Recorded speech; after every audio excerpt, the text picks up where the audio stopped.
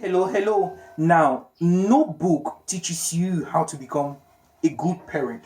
There's really no handbook for parenting. But I think that parenting is very important, just like the Bible says that if you train up a child the way they are to go, they will grow up and not depart from it. Now, I'm not trying to make this video become about Bible class or a born again prayer meeting, but I think that it's a great Bible principle that we all can learn from that. It's about training a child or training whoever you're training for the future. And a child does not necessarily mean it must be your biological child, because I think personally that a parent is not someone who gives birth to a child biologically. A parent is someone who caters for a child. And so if you gave birth to a child and you abandoned the child and someone else took care of the child, and you gave birth to a child and you threw the child, you're not a parent. You're not the parent of that child, because you didn't invest into the life of that child for the future. So I think that a true parent is someone who cares for a child, because even dogs have children and they abandon them.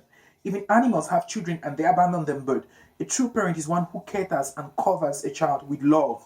So, parenting, whatever method you use to parent a child, I think that you should keep in mind that a child must have basic principles of politeness, basic principles of humility, basic principles of kindness towards humanity, basic principles of just a general sense of how to deal with everybody. There are children of this generation that don't understand nothing about politeness. I'm telling you the truth. You look at some children and you are, who the hell raised this one? So it's important that we start thinking about how we raise children, and how we, that you raise children not by the words from your mouth. Children learn more often than actions. They learn more often in actions. And so that the things you do that a child copies. A child doesn't necessarily listen to what you say. A child copies the things that you do. And so learn to live by example, learn to lead by example, not just by words. And so it's important that we carry ourselves responsibly around children if we want responsible children. It's important that we tell the truth if we want children who would value the importance of honesty and integrity. It's important that we live exemplary lives if we want to have children who are brought up with moral standings.